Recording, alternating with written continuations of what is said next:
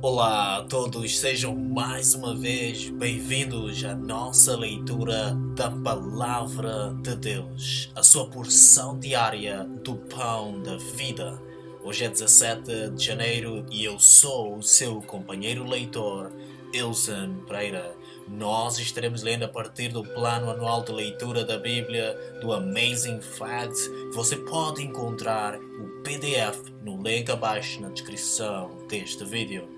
As leituras de cada mês são baseadas em 25 dias de leituras, o que significa que você vai ter alguns dias disponíveis para recuperar a leitura de algum dia que talvez tenha ficado sem ler a sua Bíblia. Isso torna muito mais possível alcançar o seu objetivo de ler toda a Bíblia durante um ano.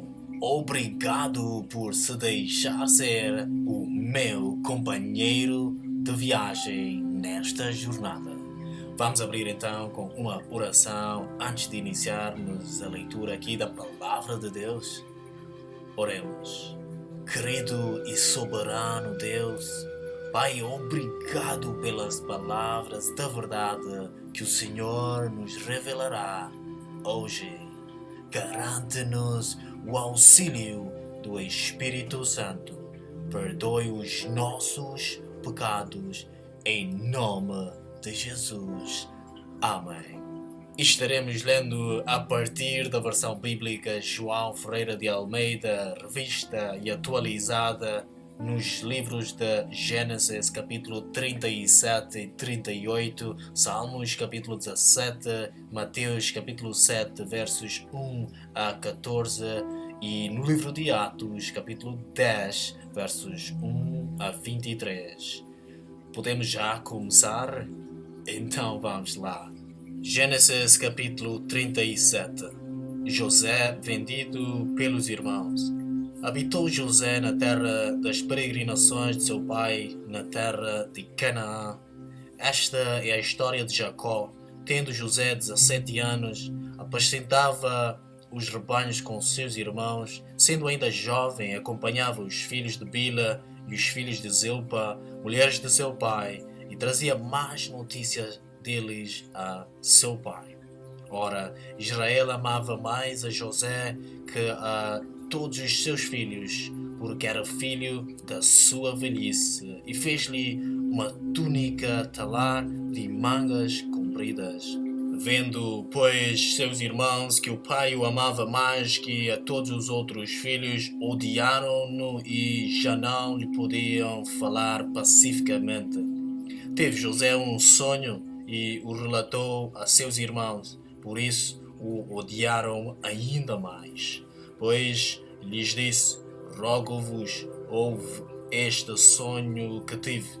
Atávamos feixes no campo, e eis que o meu feixe se levantou e ficou em pé, e os vossos feixes o rodeavam e se inclinavam perante o meu. Então lhe disseram seus irmãos: reinarás com efeito sobre nós, e sobre nós dominarás realmente? E com isso, tanto mais o odiavam por causa dos seus sonhos e de suas palavras. Teve ainda outro sonho e o referiu a seus irmãos, dizendo: sonhei também que o sol, a lua e 11 estrelas se inclinavam perante mim. Contando a seu pai e a seus irmãos, repreendeu o pai e lhe disse: que sonho é esse que tiveste? Acaso viremos eu e tua mãe e teus irmãos a inclinar-nos perante ti em terra? Seus irmãos lhe tinham ciúmes. O pai, no entanto, considerava o caso consigo mesmo. E como foram os irmãos apacentar o rebanho do pai em Siquém, perguntou Israel a José: não apacenta teus irmãos o rebanho em Siquém? Vem, enviar-te-ei a eles. Respondeu-lhe José: eis-me aqui. Disse-lhe Israel: vai agora e vê se vão bem teus irmãos e o rebanho, e traz-me notícias. Assim o enviou do vale de Hebron, e ele foi a Siquém. E um homem encontrou a José, que andava errante pelo caminho, e lhe perguntou: Que procuras? Respondeu: Procuro meus irmãos. Diz-me, onde apacentam eles o rebanho? Disse-lhe o homem: Foram-se daqui, pois ouvi-los dizer: Vamos a Dotã. Então seguiu José atrás dos irmãos e os achou em Dotã. De longe o viram e, antes que chegasse, conspiraram contra ele para o matar. E diziam um ao outro: Vem lá o tal sonhador. Vinde, pois, agora matemo-lo e lancemo-lo numa destas cisternas. E diremos: Um animal selvagem o comeu, e vejamos em que lhe darão os sonhos. Mas Rubem, ouvindo isso, livrou-o das mãos deles e disse: Não lhe tiremos a vida. Também lhes disse Rubem: Não derrameis sangue, lançai-o nesta cisterna que está no deserto, e não ponhais mão sobre ele. Isto disse para o livrar deles, a fim de o restituir ao pai. Mas logo que chegou José e a seus irmãos, despiram-no da túnica, a túnica talar de mangas compridas que trazia, e tomando-o, o lançaram na cisterna, vazia, sem água. Ora, sentando-se para comer pão, olharam e viram que uma caravana de ismaelitas vinha de Gileade. Seus camelos traziam aromatas, bálsamo e mirra que levavam para o Egito. Então disse Judá a seus irmãos: De que nos aproveita matar o nosso irmão e esconder-lhe o sangue? Vinde, vendamo-lo aos ismaelitas, não ponhamos sobre ele a mão, pois é nosso irmão e nossa carne. Seus irmãos concordaram. E passando os mercadores midianitas, os irmãos de José o alcançaram e o tiraram da cisterna e venderam por 20 ciclos de prata aos ismaelitas. Estes levaram José ao Egito. Tendo Rubem voltado à cisterna, eis que José não estava nela. Então rasgou as suas vestes. E voltando a seus irmãos disse: Não está lá o menino. E eu, para onde irei? Então tomaram a túnica de José, mataram um bode e a molharam no sangue. E enviaram a túnica talar de mangas compridas, fizeram-na levar a seu pai e lhe disseram: Achamos isto, vê se é ou não a túnica do teu filho. Ele a reconheceu e disse: É a túnica do meu filho. Um animal selvagem o terá comido. Certamente José foi despedaçado. Então Jacó rasgou as suas vestes e se cingiu de pano de saco e lamentou o filho por muitos dias. Levantaram-se todos os seus filhos e todas as suas filhas para o consolarem. Ele, porém, recusou ser consolado e disse: Chorando, descerei a meu filho até à sepultura. E de fato o chorou seu pai. Entrementes, os midianitas venderam José no Egito a Potifar, oficial de Faraó, comandante da guarda. Gênesis capítulo 38. Judá e Tamar. Aconteceu por esse tempo que Judá se apartou de seus irmãos e se hospedou na casa de um adulamita chamado Hira. Ali viu Judá a filha de um cananeu chamado Sua. Ele a tomou por mulher e a possuiu. E ela concebeu e deu à luz um filho, e o pai lhe chamou Tornou a conceber e deu à luz um filho, e este deu à mãe o nome de Onã. Continuou ainda e deu à luz outro filho, cujo nome foi Selá. Ela estava em Quezib quando teve. Judá, pois, tomou esposa para o seu primogênito. O nome dela era Tamar. Porém, o primogênito de Judá, era perverso perante o Senhor, pelo que o Senhor o fez morrer. Então disse Judá a Onã: Possui a mulher de teu irmão, cumpre o levirato e suscita descendência a teu irmão. Sabia, porém, ou não, que o filho não seria tido por seu, e todas as vezes que possuía, a mulher de seu irmão deixava o sêmen cair na terra para não dar descendência a seu irmão. Isso, porém, que fazia era mau perante o Senhor, pelo que também a este fez morrer. Então disse Judá a Tamar sua nora: permanece viúva em casa de teu pai, até que Selá, meu filho, venha a ser homem. Pois disse, para que não morra também este como seus irmãos. Assim, Tamar se foi, passando a residir em casa de seu pai. No correr do tempo, morreu a filha de sua, mulher de Judá, e consolado Judá subiu ao tosqueador de suas ovelhas em Tibna, ele e seu amigo Hira, o Adulamita, e o comunicaram a Tamar: eis que o teu sogro sobe a Timna para tosquear as ovelhas. Então ela despiu as vestes de sua viuvez e, cobrindo-se com um véu, se disfarçou e se assentou à entrada de Enaim, no caminho de Timna, pois via que Selá já era homem e ela não lhe fora dado por mulher. Vendo a Judá, teve-a por meretriz, pois ela havia coberto o rosto. Então se dirigiu a ela no caminho e lhe disse: vem, deixa-me possuir-te, porque não sabia que era a sua nora. Ela respondeu: que me darás para coabitares comigo? Ele respondeu: enviar-te-ei um cabrito do rebanho. Perguntou ela: dar-me-ás penhor até que o mandes? Respondeu ele: que penhor te darei? Ela disse: o teu selo, o teu cordão e o cajado que seguras. Ele, pois, lhes deu e a possuiu, e ela concebeu dele. Levantou-se ela e se foi, tirou de sobre si o véu e tornou as vestes da sua viuvez.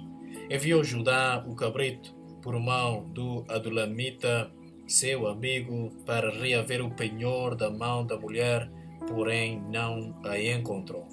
Então perguntou aos homens daquele lugar: onde está a prostituta cultural que se achava junto ao caminho de Enaim?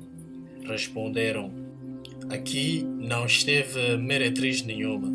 Tendo voltado a Judá, disse: não a encontrei. E também os homens do lugar me disseram: aqui não esteve prostituta cultural nenhuma. Respondeu Judá: que ela o guarde para si, para que não nos tornemos em opróbrio. Mandei-lhe com efeito o cabrito, todavia não a achaste. Passados quase 3 meses, foi dito a Judá: Tamar, tua nora, adulterou, pois está grávida. Então disse Judá: tirai-a fora para que seja queimada. Em tirando-a, mandou ela dizer a seu sogro: do homem de quem são estas coisas eu concebi. E disse mais: reconhece de quem é este selo e este cordão e este cajado. Reconheceu-os Judá e disse: mais justa é ela do que eu, porquanto não a dei a Selá, meu filho. E nunca mais a possuiu. E aconteceu que, estando ela para dar à luz, havia gêmeos no seu ventre. Ao nascerem, um pôs a mão fora, e a parteira, tomando-a, lhe atou um fio encarnado e disse: este saiu primeiro. Mas, recolhendo ele a mão, saiu outro, e ela disse: como rompeste saída? E lhe chamaram Pérez. Depois lhe saiu o irmão, em cuja mão estava o fio encarnado, e lhe chamaram Zera. Salmos capítulo 17. Súplica pela proteção divina. Oração de Davi. Ouve, Senhor, a causa justa, atende ao meu clamor, dá ouvidos à minha oração, que procede de lábios não fraudulentos. Baixe de tua presença o julgamento a meu respeito, os teus olhos veem com equidade. Sondas-me o coração, de noite me visitas, provas-me no fogo e iniquidade nenhuma encontras em mim. A minha boca não transgride. Quanto às ações dos homens, pela palavra dos teus lábios, eu me tenho guardado dos caminhos do violento. Os meus passos se afizeram às tuas veredas, os meus pés não resvalaram. Eu te invoco, ó Deus, pois tu me respondes. Inclina-me os ouvidos e acorda as minhas palavras. Mostra as maravilhas da tua bondade, ó Salvador dos que há à tua destra, buscam refúgio dos que se levantam contra eles. Guarda-me como a menina dos olhos, esconde-me à sombra das tuas asas, dos perversos que me oprimem, inimigos que me assediam de morte. Insensíveis cerram o coração, falam com lábios insolentes, andam agora cercando os nossos passos e fixam em nós os olhos para nos deitar por terra. Parecem-se com o leão ávido por sua presa ou um leãozinho que espreita de emboscada. Levanta-te, Senhor, defronta-os, arrasa-os, livra do ímpio a minha alma com a tua espada, com a tua mão, Senhor, dos homens mundanos, cujo quinhão é desta vida e cujo ventre tu enches dos teus tesouros, os quais se fartam de filhos e o que lhes sobra deixam aos seus pequeninos. Eu, porém, na justiça contemplarei a tua face. Quando acordar, eu me satisfarei com a tua semelhança. Mateus capítulo 7, versos 1 a 14. O juízo temerário é proibido. Não julgueis para que não sejais julgados, pois com o critério com que julgardes, sereis julgado, e com a medida com que tiverdes medido, vos medirão também. Porque vês tu o argueiro no olho do teu irmão, porém não reparas na trave que está no teu próprio? Ou como dirás a teu irmão, deixa-me tirar o argueiro do teu olho, quando tens a trave no teu? Hipócrita, tira primeiro a trave do teu olho, e então verás claramente para tirar o argueiro do olho de teu irmão. Não deis o que é santo aos cães. Não deis aos cães o que é santo, nem lanceis ante os porcos as vossas pérolas, para que não as pisem com os pés e voltando-se vos dilacerem. Jesus incita a orar. Pedi e dar-se-vos-á. Buscai e achareis. Batei e abrir-se-vos-á. Pois todo o que pede recebe, o que busca encontra, e a quem bate abrir-se-lhe-á. Ou qual dentre vós é o homem que, se porventura o filho lhe pedir pão, lhe dará pedra? Ou, se lhe pedir um peixe, lhe dará uma cobra? Ora, se vós, que sois maus, sabeis dar boas dádivas aos vossos filhos, quanto mais o vosso Pai que está nos céus dará boas coisas aos que lhe pedirem. Tudo quanto, pois, quereis que os homens vos façam, assim fazei-o vós também a eles, porque esta é a lei e os profetas. As duas estradas.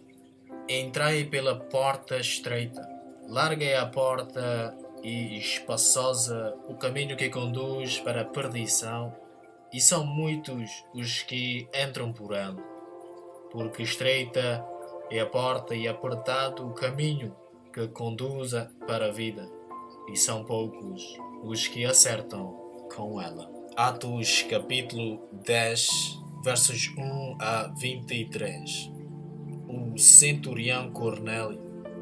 Morava em Cesareia um homem de nome Cornélio, centurião da corte chamada italiana, piedoso e temente a Deus com toda a sua casa, e que fazia muitas esmolas ao povo e, de contínuo, orava a Deus. Esse homem observou claramente durante uma visão cerca da hora nona do dia um anjo de Deus que se aproximou dele e lhe disse: Cornélio. Este, fixando nele os olhos e possuído de temor, perguntou: Que é, Senhor? E o anjo lhe disse: As tuas orações e as tuas esmolas subiram para a memória diante de Deus. Agora envia mensageiros a Jope e manda chamar Simão, que tem por sobrenome Pedro. Ele está hospedado com Simão, curtidor, cuja residência está situada à beira-mar. Logo que se retirou, o anjo que lhe falava chamou 2 de seus domésticos e um soldado piedoso do que estava a seu serviço e, havendo-lhes contado tudo, enviou-os a Jope. Pedro tem uma visão. No dia seguinte, indo eles a caminho e estando já perto da cidade, subiu Pedro ao eirado por volta da hora sexta, a fim de orar. Estando com fome, quis comer, mas enquanto lhe preparava a comida, sobreveio-lhe um êxtase, e então viu o céu aberto e descendo um objeto como se fosse um grande lençol, o qual era baixado à terra pelas 4 pontas, contendo toda sorte de quadrúpedes, répteis da terra e aves do céu. E ouviram-se uma voz que se dirigia a ele: Levanta-te, Pedro, mata e come. Mas Pedro replicou: De modo nenhum, Senhor, porque jamais comi coisa alguma comum e imunda. Segunda vez, a voz lhe falou: Ao que Deus purificou, não consideres comum. Sucedeu isto por 3 vezes e logo aquele objeto foi recolhido ao céu. Os enviados de Cornélio chegam a Jope. Enquanto Pedro estava perplexo sobre qual seria o significado da visão, eis que os homens enviados da parte de Cornélio, tendo perguntado pela casa de Simão, pararam junto à porta e, chamando, indagavam se estava ali hospedado Simão, por sobrenome Pedro. Enquanto meditava Pedro acerca da visão, disse-lhe o Espírito: Estão aí 2 homens que te procuram. Levanta-te, pois desce e vai com eles, nada duvidando, porque eu os enviei. E descendo Pedro para junto dos homens, disse: A que me tendes? Sou eu a quem buscais? A que viestes? Então disseram: O centurião Cornélio, homem reto e temente a Deus, e tendo bom testemunho de toda a nação judaica, foi instruído por um santo anjo para chamar-te à sua casa e ouvir as tuas palavras. Pedro vai com eles. Pedro, pois, convidando-os a entrar, hospedou-os. No dia seguinte, levantou-se e partiu com eles. Também alguns irmãos dos que habitavam em Jope foram em sua companhia. Aqui, assim, terminamos então a leitura da Palavra de Deus por hoje, conforme constava do nosso plano de leitura. Vamos fechar com umas palavras de agradecimento ao nosso Deus. Oremos. Nosso Deus, nosso Pai, obrigado pela Tua Palavra da verdade. Obrigado pelas coisas que nos foram reveladas neste dia. Por favor, ajuda-nos na aplicação da Tua Palavra em nosso viver. Em nome de Jesus. Amém. Muito obrigado mais uma vez por aceitar e escutar aqui a Palavra de Deus. Por favor, se gostaram, se tem algum comentário, deixa-nos a sua reação a essa leitura, a sua subscrição aqui no canal e ative as notificações para poder receber as próximas leituras diariamente. Voltamos a nos encontrar aqui amanhã.